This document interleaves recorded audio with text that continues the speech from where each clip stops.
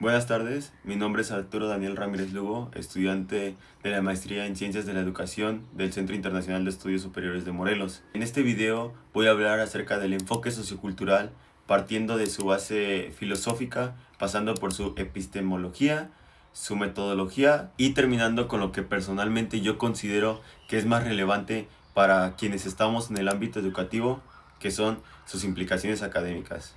Y al final, compartiré mi reflexión sobre si esta teoría podría funcionar como la única metodología de enseñanza y aprendizaje. Filosofía. Empecemos desde el origen. Lev Vygotsky fue un psicólogo bielorruso que vivió entre 1896 y 1934. Murió a los 37 años, pero en ese tiempo construyó una de las teorías más influyentes de la psicología en el siglo XX. La base filosófica de su pensamiento está en el materialismo histórico y dialéctico, corriente que sostiene que la realidad no es estática, sino que se transforma a través de procesos históricos y sociales. Aplicado al ser humano, esto significa que la mente no solo se desarrolla en el vacío, sino que está profundamente moldeada por el contexto cultural e histórico en que una persona crece o se desarrolla. Vygotsky rechazó dos posturas extremas que existían en esa época: la de quien veían que el desarrollo como puramente biológico y la de quienes lo reducían a simplemente asociaciones entre estímulos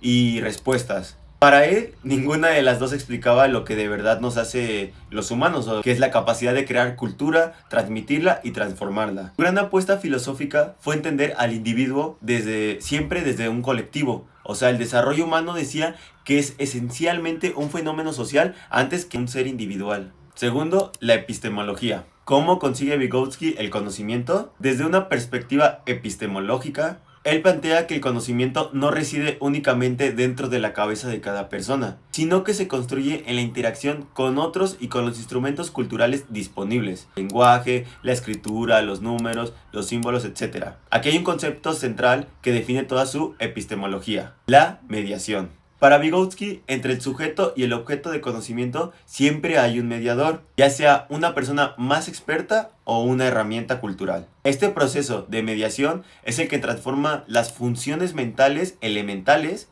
que son de base biológica, en funciones mentales superiores, que son culturales y específicamente humanas. Otro aporte epistemológico clave es la relación entre el pensamiento y el lenguaje. Vygotsky demostró que en el desarrollo del niño el pensamiento y el lenguaje tienen raíces distintas, son diferentes, pero en un momento determinado se cruzan entre sí. El pensamiento se vuelve verbal y el lenguaje se vuelve racional. A partir de ese punto, el lenguaje no solo sirve para comunicarse con otros o entre otros, sino para regular el propio pensamiento. Esto tiene una implicación epistemológica muy clara: no aprendemos solos. Y el lenguaje no solo es un medio de expresión, sino que es el instrumento principal con el que construimos y organizamos el conocimiento.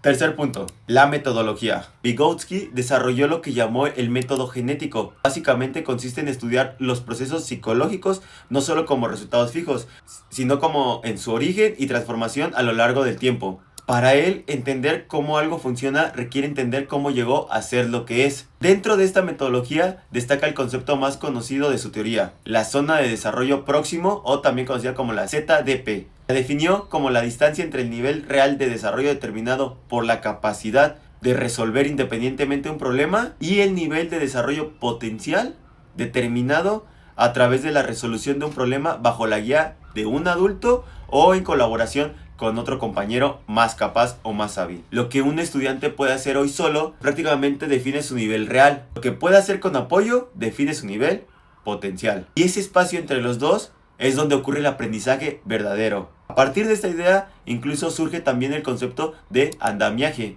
desarrollado por Jerome Brunner, basándose obviamente en Vygotsky, que dice que el apoyo temporal y ajustado que un docente o compañero ofrece hasta que el aprendiz logra la autonomía, ese es el andamiaje, que no es eterno, se va retirando progresivamente conforme el estudiante avanza. Metodológicamente, esto se traduce en aulas donde el trabajo colaborativo, el diálogo y la guía del docente son elementos esenciales y no opcionales. Cuarto punto, implicación académica. Y llegamos a la parte que creo más relevante para nosotros como maestrantes, que son las implicaciones académicas de este enfoque. El rol del docente cambia radicalmente, ya que no es un transmisor de información, sino un mediador que crea condiciones para que el estudiante pueda avanzar dentro de su zona de desarrollo próximo. Esto exige que el maestro conozca bien a sus alumnos, que sepa qué nivel están y hasta dónde pueden llegar con el apoyo. Segundo, la evaluación también cambia.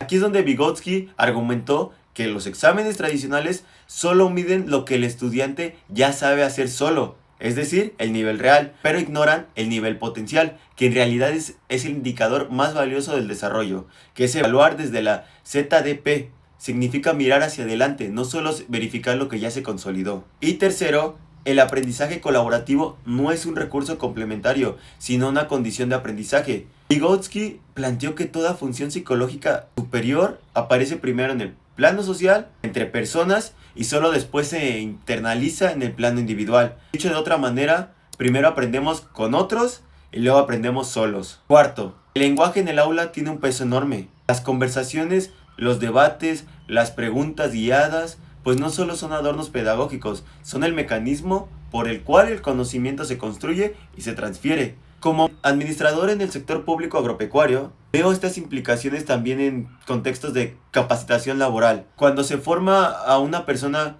con alguien más experto en situaciones reales de trabajo, el aprendizaje puedo notar que es más efectivo que cuando solo se hace en una sala con manuales. En síntesis, el enfoque sociocultural de Vygotsky nos ofrece una visión de aprendizaje como un proceso profundamente humano situado siempre en un contexto social, cultural e histórico. Sus conceptos de mediación, la zona de desarrollo próximo, el andamiaje, no solo son herramientas teóricas, son marcos para transformar la práctica educativa. Sin embargo, adoptarlo como la única metodología válida, pues presenta límites evidentes.